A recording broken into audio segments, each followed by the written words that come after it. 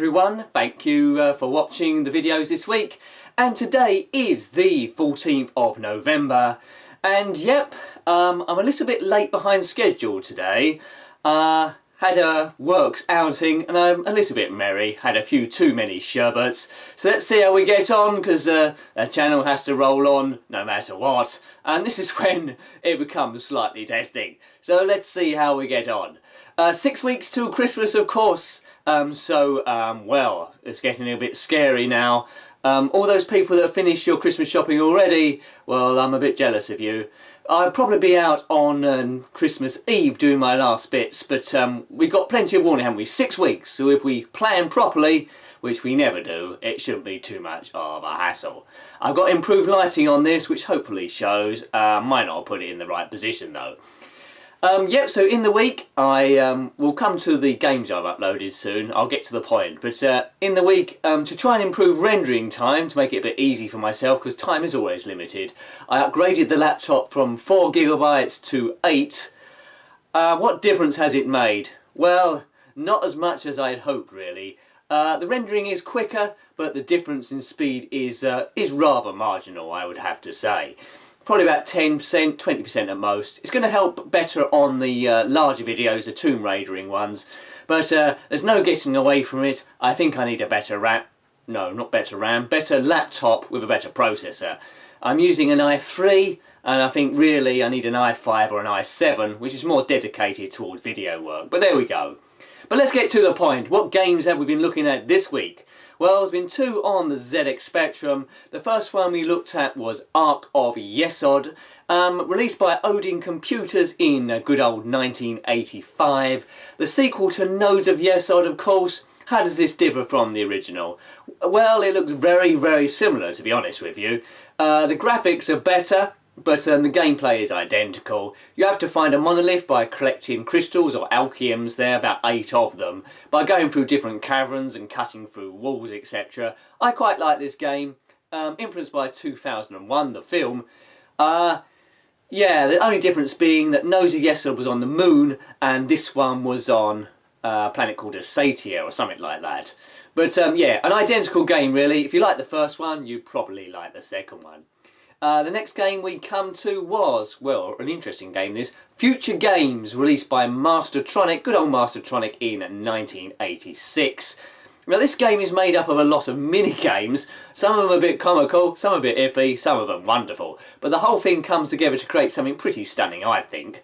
Quite addictive. It would have been off a lot of people's radars, this one, but there's certain games as, well, duck under a spider and lots of other obstacles. You'll have to watch it to get that. One where you're controlling a lunar skimmer spaceship over terrain, trying to avoid obstacles and by getting shot at. Another one where you're an astronaut jumping from meteor to meteor to try and avoid well, plasma balls from some mad creature. It has to be seen to be believed, but I quite like that one. Mastertronic was a budget label in the day. Well, we're checking out Future Games, ZX Spectrum. And then we come to 2 Commodore Amiga games. The first one, and I apologise for this in advance, is Outrun, released by US Gold in 1989, the much maligned US Gold. Their arcade conversions were pretty sloppy sometimes they was okay, but then this exception, they've probably done the worst conversion of all time. According to a couple of comments below, it wasn't converted directly from the arcades, although that it was ultimately based on, but it was converted from the Atari ST version, which didn't really take advantage of the Amiga's advanced chipset. This is terrible, this game. The music is quite good, which I might nick for a channel intro, you know, but the graphics are terrible, the gameplay is terrible, you can't see where you're going.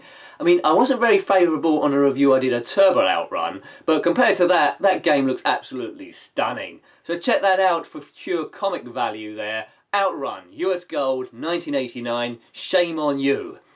The next game, which I've also been told is better on the NES, was called Shadow Warriors by Ocean, released in 1990.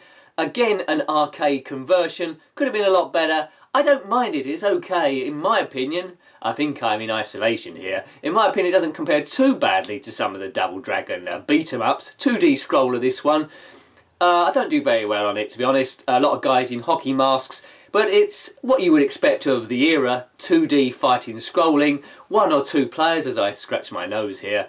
I'm still not asleep, so the alcohol hasn't kicked in fully yet, so hopefully we edit this okay. Again, going off on a tangent, but I don't mind Shadow Warriors, it's not bad, not bad. And the fifth one, the fifth video of the week, which we always tend to do 5, which hopefully can continue. We dip back into Zen Pinball 2, a table called Mars. It's one of their earlier tables, released in 2010. I believe it's the 5th table they produced.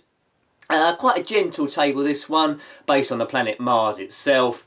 Not based on any particular film or franchise. Quite calm, quite ambient. Put me in mind of 70s sci-fi films.